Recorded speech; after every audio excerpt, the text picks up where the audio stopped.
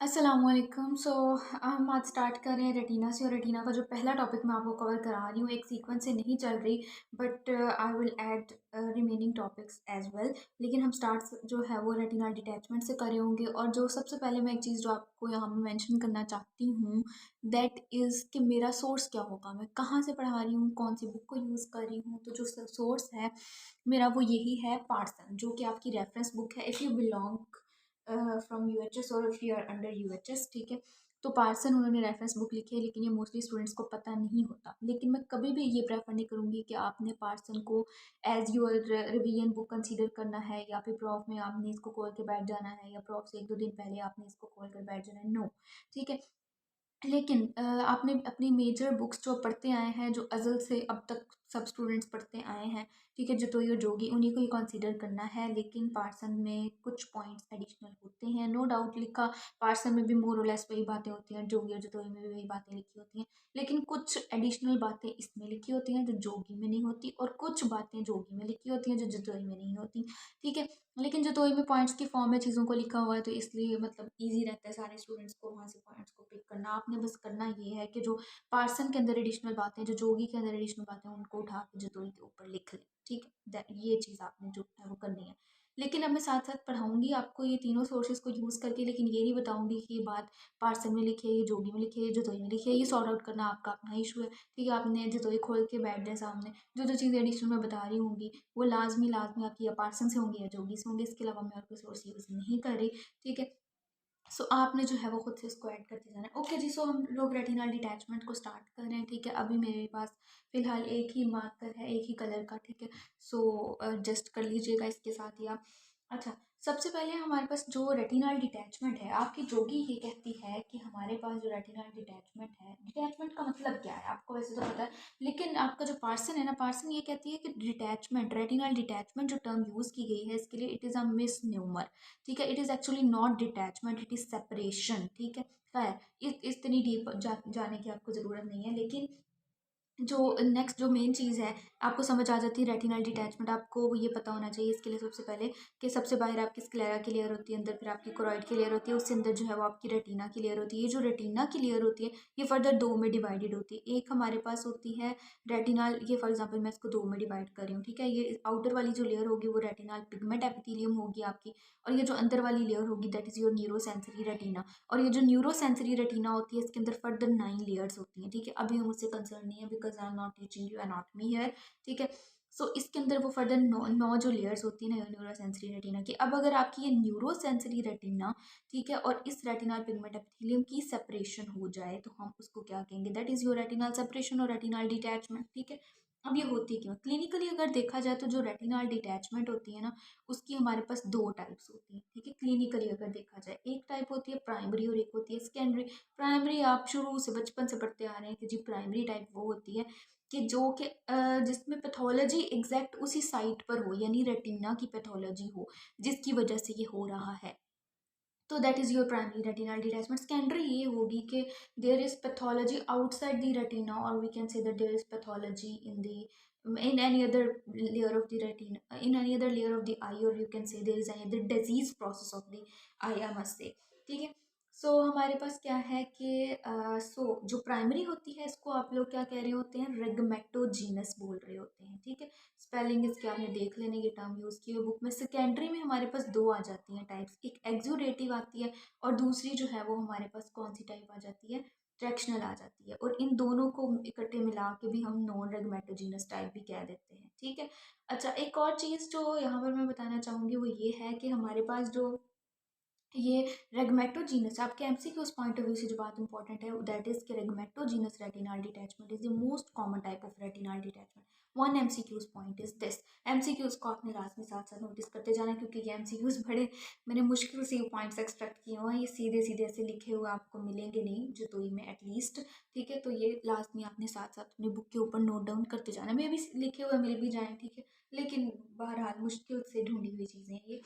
अच्छा, तो उसके बाद हमारे पास क्या है, मैकेनिज्म इन सबका डिफरेंट होता है कि डिटैचमेंट हो कैसे रही है। मेन कंसर्न जो है वो हमारा ज़्यादा रेगमेटोजीनस पर ही रहेगा, ज़्यादा डिटेल भी मैं इसी की ही बता रही होंगी, ठीक है ना। अच्छा, ओके जी, सो यहाँ पर इससे पहले डिटेल में जाने से पहले इनकी मैकेनिज़्म या पैथोफिज़ियोलॉजी बताने से पहले मैं फिर अगेन एक एमसीक्यूज़ पॉइंट आपको बताना चाहूँगी यहाँ पर। वो ये है कि जो हमारे पास रेगमेटोजेनस रेटिनल डिटैचमेंट होती है ना, उसमें मेनली हमारे पास ना, जैसे ये न्यू पीछे वाली जो आउटर लेयर जो है ये रेटिनल पिगमेंट एपिथेलियम आप कंसीडर कर लें, ठीक है? ये अंदर वाली लेयर जो है ये हमारे पास कौन सी लेयर है भला? ये न्यूरोसेंसरी रेटिना है आपकी, ठीक है? इन दोनों के दरमियान में फ्लूइड कलेक्ट हो जाता है आपके। कहाँ से आता है ये मैं बाद में बताती हूँ। अब आप खुद देखें, जब फ्लूइड यहाँ पर कलेक्ट होगा तो इसकी वजह से हमारे पास जो यहाँ पर रेटिनल डिटैचमेंट होगी ना, वो कन्वेक्स इन शेप होगी। जैसे ये लेयर यहाँ से सेपरेट होके ना, फॉर एग्जाम्पल यहाँ पे आ गई, दोनों लेयर सेपरेट होगी, तो ये जो कन्वेक्स शेप आपके पास कन्फिग्रेशन आएगी रेगमेटोजीनस रेटिनल डिटैचमेंट में, ठीक है? कन्वेक्स शेप्ड कन्फिग्रेशन आएगी इसमें आपके पास। नेक्स्ट हमारे पास ट्रैक्शनल है। ट्रैक्शनल में ये है, नाम से ज़ाहिर है ट्रैक्शनल, कि कोई चीज़ पुल कर रही है अपनी तरफ, ठीक है? जैसे हमारे पास यहाँ पर अगेन मैं वही दो लेयर्स ड्रॉ करूँगी, ठीक है? ये दोनों लेयर्स हैं, ठीक है? फॉर एग्जांपल ये आपस में जुड़ी हुई हैं, ठीक है? ये दो लेयर्स हैं। यहाँ पर आपको पता है आपकी विट्रस बॉडी पड़ी होती है। अब विट्रस के अंदर कोई ना कोई ऐसा मसला आया कि विट्रस ने इस लेयर को अपनी तरफ पुल किया, यूँ खींचा उसको अपनी तरफ, ठीक है? जब ये खींचेगा उसको अपनी तरफ, तो हमारे पास यहाँ पर जो रेटिनल डिटैचमेंट होगी उसकी कॉन्फ़िगरेशन क्या होगी?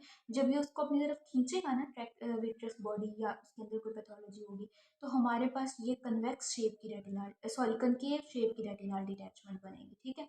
नेक्स्ट इसके एक्सुडेटिव। एक्सुडेटिव में भी हमारे पास अगेन यही है। फॉर एग्जाम्पल ये आपकी आंख है, तो इसमें आपको रेटिनल डिटैचमेंट क्यों कन्वेक्स शेप की नजर आ रही है, तो एक्सुडेटिव में भी यही होती है, ठीक है? अब देखिए यहाँ पर भी एक्सुडेटिव है, रेगमेटोजीनस में भी एक्सुडेटिव है, ठीक है?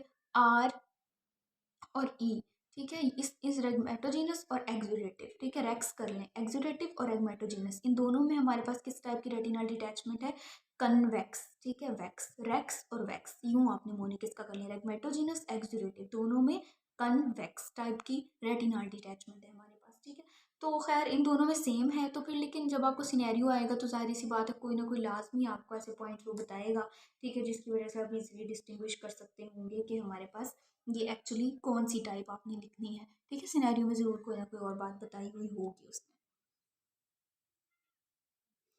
Okay, so as I said कि हम मेनली कंसर्न हमारा रेगमेटोजीनस का ही होगा, तो मैं आपको बता दूं रेगमेटोजीनस की सबसे पहले हम लोग अगर पैथोफिजियोलॉजी की बात करें तो आपने याद रखना है जो कि आपके जतोई के अंदर लिखा हुआ है, लेकिन some things are additional which I will tell you and you have to note it down on your जतोई एज वेल, ठीक है?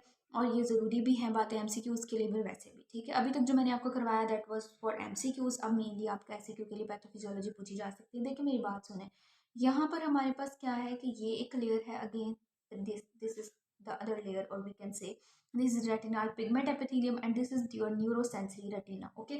अब जो यहाँ पे पैथोफिजियोलॉजी, उसमें आपने एक word, only one word which you have to remember is कि यहाँ पर हमारे पास एक टीयर या ब्रेक आएगा, ठीक है? न्यूरोसेंसरी रेटिना के अंदर कोई ना कोई टीयर या ब्रेक आएगा जिसकी वजह से this is filled with vitreous gel और विट्रस बॉडी और विट्रस ह्यूमर, ठीक है? ये आपका नेक्स्ट वाला जो पोर्शन है, यहाँ पर जब ब्रेक आएगा तो खुद कंसीडर करें कि आपका ये जो विट्रस फ्लूइड है ये यहाँ से मूव करके इन दोनों लेयर, फॉर एग्जांपल ये लेयर्स पहले बहुत करीब थी, आपस में जुड़ी हुई थी, ठीक है? लेकिन अब यहाँ पर फ्लूइड इकट्ठा होना शुरू हो गया, ये फ्लूइड आ गया जिसकी वजह से ये दोनों लेयर्स जो हैं वो एक दूसरे से सेपरेट हो गई हैं, ठीक है? अच्छा, यहाँ तक आपके जतोई ने मेंशन किया हुआ है कि हमारे पास एक टीयर है या ब्रेक है, must must remember this word, ठीक है? यहाँ से आप कहानी शुरू करेंगे, अगली कहानी खुद ब खुद बनती जाएगी, लेकिन पार्सन ये कहती है कि सिर्फ और सिर्फ जो है वो आपका यहाँ पर टीयर और ब्रेक होने से कुछ नहीं होगा, ठीक है? This is not the only reason, ठीक है? इसके साथ साथ यहाँ पर टीयर और ब्रेक प्लस, ठीक है, इन दोनों चीज़ों के साथ साथ हमारे पास विट्रस की लिक्विफेक्शन होनी भी ज़रूरी होती है, ठीक है? अगर आपका विट्रस लिक्विफाइड नहीं है, जस्ट एक हेल्दी विट्रस है आपका, एक अपनी नॉर्मल कंसिस्टेंसी में प्रेजेंट है, तो कुछ नहीं होगा। रेगमेटोजिनस रेटिनल डिटैचमेंट सिर्फ इसकी वजह से नहीं हो सकती, ठीक है? टीयर और break in neurosensory retina plus vitreous की liquefaction due to any pathology of vitreous, जो कि मेनली अगर आप विट्रस वाला चैप्टर जब पढ़ेंगे तो आप देखेंगे पोस्टीरियर विट्रस डिटैचमेंट, जो कि आफ्टर 65 ईयर्स ऑफ एज हो जाती है, तो उस कंडीशन में एक होता है हमारे पास साइनेरिसिस, ठीक है, साइनेरिसिस आई थिंक सो ये वर्ड है, ठीक है, जिसको हम पर्टिकुलरली ये टर्म यूज़ ही विट्रस की लिक्विफेक्शन के लिए करते हैं। तो आफ्टर 65 ईयर साइनेरिसिस हो जाती है, जिसकी वजह से पोस्टीरियर विट्रस डिटैचमेंट हो जाती है और विट्रस की लिक्विफेक्शन हो रही होती है due to any other reason. लाजमी नहीं है कि पोस्टीरियर विट्रस डिटैचमेंट ही एक कंडीशन है, it is just an example. साथ विट्रस लिक्विफेक्शन भी होनी ज़रूरी है इसकी पैथोफिजियोलॉजी के लिए। दो बातें, ठीक है। सो आपका एक और एमसीक्यूज पॉइंट जो मैं यहाँ पर ऐड करना चाहूँगी, दैट इज़ कि हमारे पास एक डायनामिक जो विट्रियो रेटिनाल ट्रैक्शन, अगर आपके पास ये एमसीक्यूज के अंदर ऑप्शन आ जाता है ना, dynamic vitreo retinal traction that is responsible for your rhegmatogenous retinal detachment, this is the most important thing that is responsible for RRD और मेटोजेनस रेटिनाल डिटैचमेंट। तो आपने ये वर्ड पिक करना है, हालांकि आप देख के, क्योंकि ये आपकी पार्सन के अंदर लाइन मेंशन है, ठीक है, आप देखकर ये कहेंगे नहीं यार ये तो ट्रैक्शन है, ठीक है, मे बी ट्रैक्शनल रेटिनल डिटैचमेंट की बात हो रही है इसलिए आप इसको छोड़ देंगे, मैं खुद भी होती तो यही करती। लेकिन dynamic vitreo retinal traction VRT, ठीक है, vitreo retinal traction is responsible for this rhegmatogenous retinal detachment, ठीक है, यानी कि vitreo retinal traction is responsible, okay ठीक है।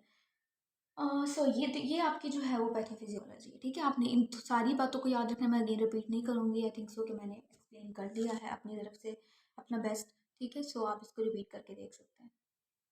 ओके, सो इससे नेक्स्ट हमारे पास ये चीज़ आ जाती है, सिम्टम्स आ जाते हैं। सिम्टम्स नहीं, हमने बात की टीयर और break in retina neurosensory retina, तो वो टीयर और ब्रेक किस शेप का होता है?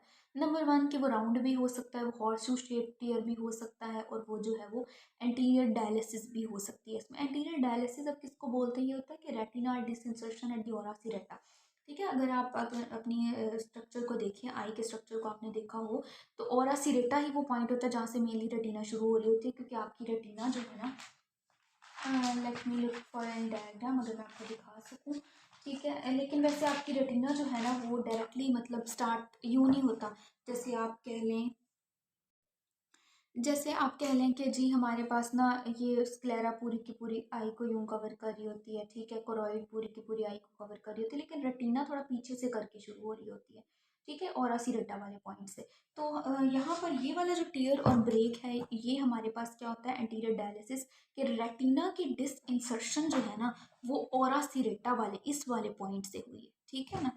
अच्छा, सो अब एमसीक्यूज पॉइंट ऑफ व्यूज हैं, ठीक है, एमसीक्यू पॉइंट ऑफ व्यू से कुछ बातें हैं, ये नोट डाउन कर लें, ये बुक में नहीं लिखी हुई, कि हमारे पास 50% जो पेशेंट्स होते हैं उनके अंदर जो है ना वो एक से ज़्यादा ब्रेक होता है, ये नहीं है सिर्फ एक ब्रेक आ गया तो उसकी वजह से हो गया। और ज़्यादातर ब्रेक्स लोकेटेड कौन से क्वाड्रेंट में होते हैं? ये अपर टेम्पोरल क्वाड्रेंट के अंदर होते हैं, ठीक है, यानी लेटरल वाले क्वाड्रेंट के अंदर होते हैं। उसके बाद ये है कि रेटिनल टीयर्स जो मोस्टली मैंने कहा राउंड शेप का टीयर होता है, हॉर्सशू शेप का टीयर होता है, एंटीरियर डायलिसिस हो रही होती है, तो इसमें से कौन सा टीयर जो है वो हमारे पास ज़्यादा कॉमन है? That is your horseshoe shape tear, या फिर यूँ हॉर्सशू शेप, आपको पता है हॉर्सशू शेप कैसी होती है, या एरो शेप टीयर भी इसको बोलते हैं, मतलब थोड़ा सा एरो की शेप भी ये दे रहा है, तो ये मोस्ट कॉमनली इन तीनों में से यही वाला होता है, या फिर ज़्यादातर ये पेरीफ्री पे प्रेजेंट होता है, या अपर पार्ट ऑफ रेटिना भी इसको कहा गया है कि वहाँ पर ये टीयर्स मेनली प्रेजेंट होते हैं, या फिर एमसीक्यूज के लिए कि ये अपर टेम्पोरल जो क्वाड्रेंट होता है उसके अंदर ये मेनली प्रेजेंट होता है। एक होता है हमारे पास जाइंट रेटिनल टीयर।